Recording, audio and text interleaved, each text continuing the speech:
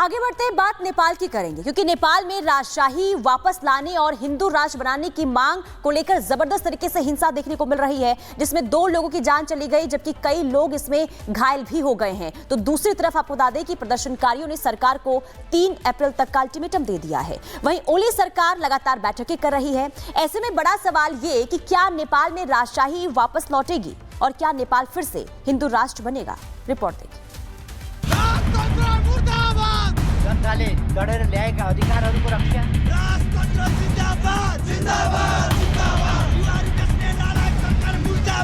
पड़ोसी देश नेपाल पिछले कई दिनों से सुलग रहा है। नेपाल की राजधानी काठमांडू में बड़ा हिंसक आंदोलन भड़का है।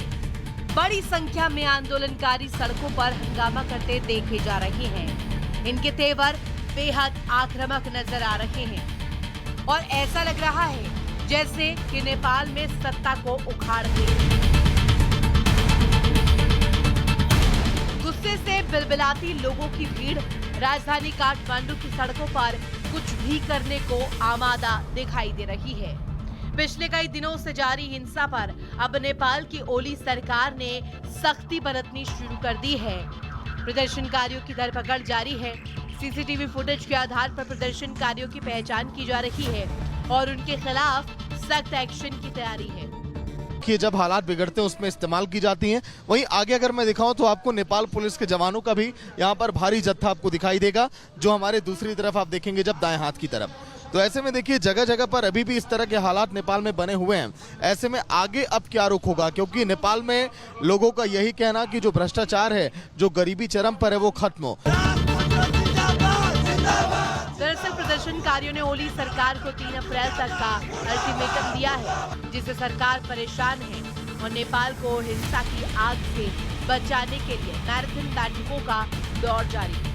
कभी सर्वदलीय बैठक तो कभी आपातकालीन बैठक किया जा रहा है।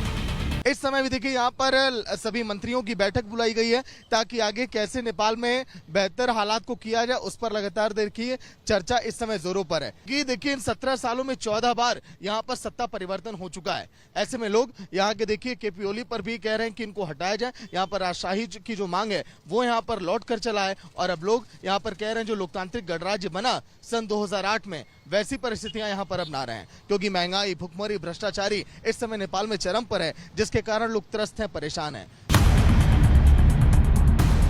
नेपाल में प्रदर्शनकारियों की 2 प्रमुख मांगे हैं।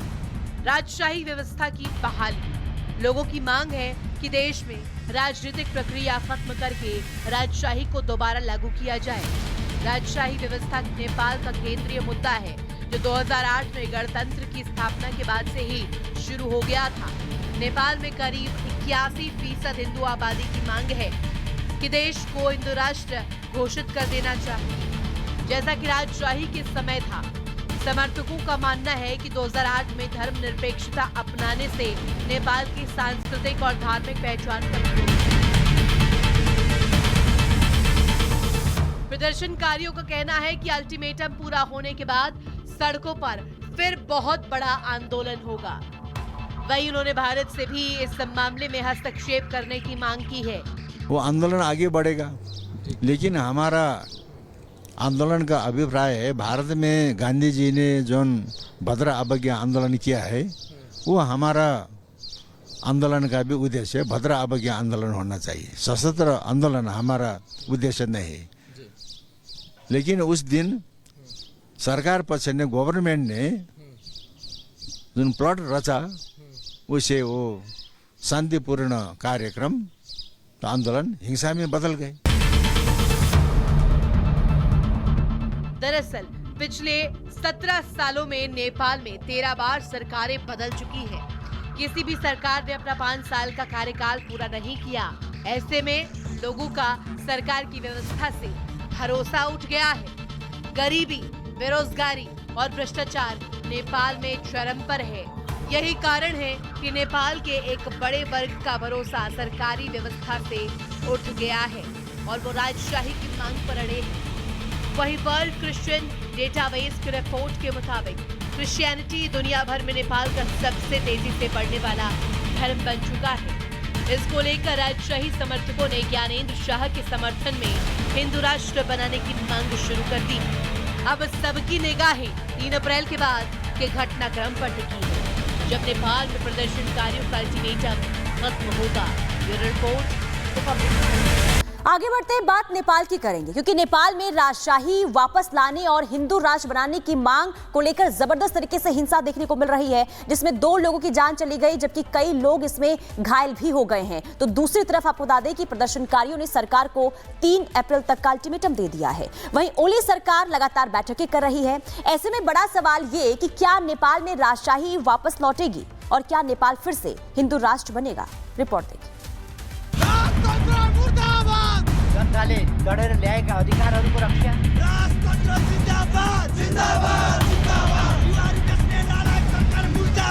पड़ोसी देश नेपाल पिछले कई दिनों से सुलग रहा है। नेपाल की राजधानी काठमांडू में बड़ा हिंसक आंदोलन भड़का है। बड़ी संख्या में आंदोलनकारी सड़कों पर हंगामा करते देखे जा रहे हैं। इनके तेवर बेहद आक्रामक नजर आ रहे हैं और ऐसा लग रहा है जैसे कि नेपाल में सत्ता को उखाड़ दे। गुस्से से बिलबिलाती लोगों की भीड़ राजधानी काठमांडू की सड़कों पर कुछ भी करने को आमादा दिखाई दे रही है। पिछले कई दिनों से जारी हिंसा पर अब नेपाल की ओली सरकार ने सख्ती बरतनी शुरू कर दी है। प्रदर्शनकारियों की धरपकड़ जारी है। सीसीटीवी फुटेज के आधार पर प्रदर्शनकारियों की पहचान की जा रही है और उनके खिलाफ सख्त एक्शन की तैयारी है कि जब हालात बिगड़ते हैं उसमें इस्तेमाल की जाती हैं। वहीं आगे अगर मैं दिखाऊं तो आपको नेपाल पुलिस के जवानों का भी यहाँ पर भारी जत्था आपको दिखाई देगा, जो हमारे दूसरी तरफ आप देखेंगे जब दाएं हाथ की तरफ। तो ऐसे में देखिए जगह जगह पर अभी भी इस तरह के हालात नेपाल में बने हुए हैं।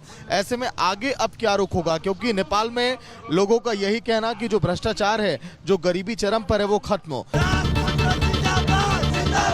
दरअसल प्रदर्शनकारियों ने ओली सरकार को 3 अप्रैल तक का अल्टीमेटम दिया है, जिससे सरकार परेशान है और नेपाल को हिंसा की आग से बचाने के लिए मैराथन बैठकों का दौर जारी है। कभी सर्वदलीय बैठक तो कभी आपातकालीन बैठक किया जा रहा है।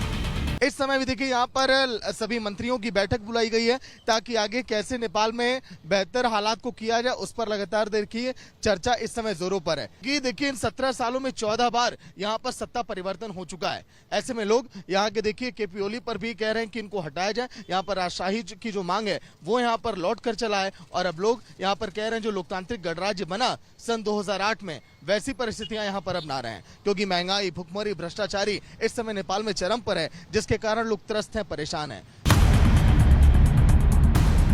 नेपाल में प्रदर्शनकारियों की 2 प्रमुख मांगे हैं। राजशाही व्यवस्था की बहाली। लोगों की मांग है कि देश में राजनीतिक प्रक्रिया खत्म करके राजशाही को दोबारा लागू किया जाए। राजशाही व्यवस्था